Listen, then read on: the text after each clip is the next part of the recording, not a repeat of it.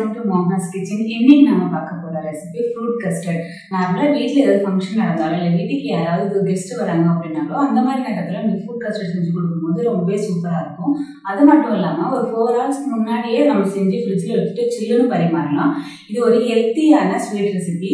So வாங்க அது எப்படி செய்யறதுன்னு பார்க்கலாம்.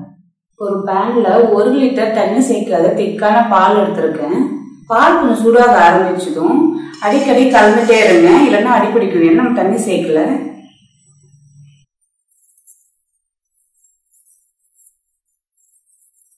பால் லைட்டா கொதிக்க ஆரம்பிச்சிருக்கு. அடுத்து நம்ம சர்க்கரையை சேர்த்துக்கலாம். நான் 1 லிட்டர் பாலுக்கு 10 டேபிள் ஸ்பூன் சர்க்கரை எடுத்திருக்கேன். உங்களோட இனிப்புக்கு ஏற்ற மாதிரி கூடவோ குறைக்கவோ சேர்த்துக்கோங்க.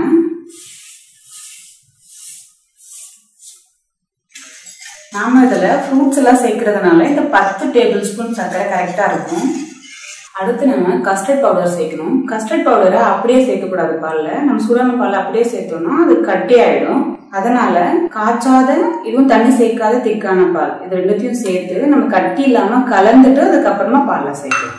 கஸ்டர்ட் பவுடரை நல்லா கட்டி இல்லாம கலந்தாச்சு.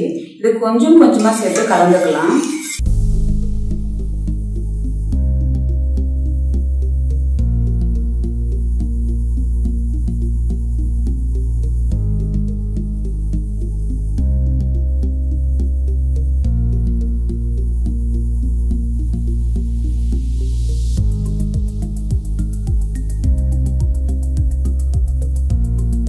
கஸ்டர்ட் பவுடர் சேர்த்த உடனே நல்லா திக்காக ஆரம்பிக்கும். இப்போ கைவிடாம கலந்துட்டே இருங்க.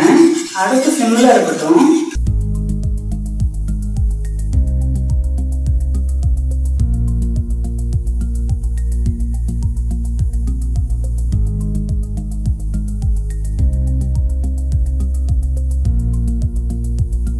கஸ்டர்ட் பவுடர் சேர்த்ததுக்கு அப்புறமா நம்ம எந்த பதத்துக்கு வரணும்.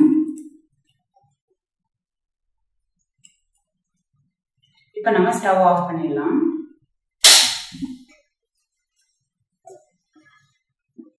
இதை ஒரு பவுல்ல மாத்திக்கலாம்.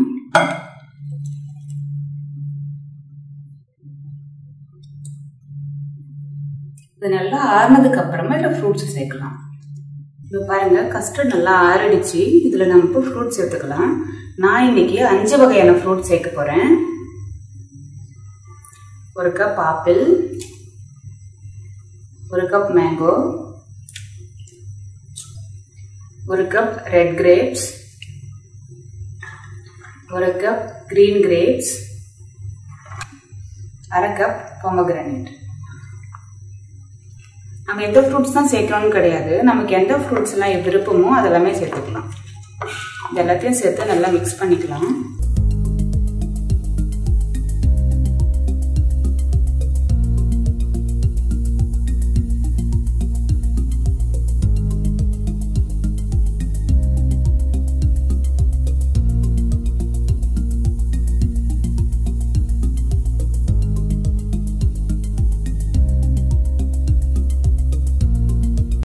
இது இப்படியே சாப்பிடலாம்.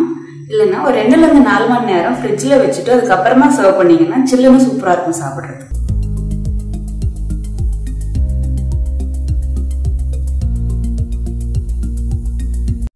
இந்த ரெசிபி நீங்க வீட்டுல செஞ்சு பார்த்துட்டு எப்படி இருந்துச்சு அப்படின்னு மறக்காம கமெண்ட்ஸ்ல சொல்லுங்க. இந்த வீடியோ உங்களுக்கு பிடிச்சிருந்துச்சு அப்படின்னா லைக் பண்ணுங்க, ஷேர் பண்ணுங்க, மறக்காம சப்ஸ்கிரைப் பண்ணுங்க. நீங்க சப்ஸ்கிரைப் பட்டனை பிரஸ் பண்ண பக்கத்துல ஒரு பெல் சிம்பல் தெரியும். நீங்க அதையும் கிளிக் பண்ணீங்க அப்படின்னா நாங்க அடுத்தடுத்து போடக்கூடிய எல்லா வீடியோஸும் நீங்க உடனே பார்க்கலாம். நீங்க அடுத்த வீடியோ சந்திக்கிறேன். பாய்.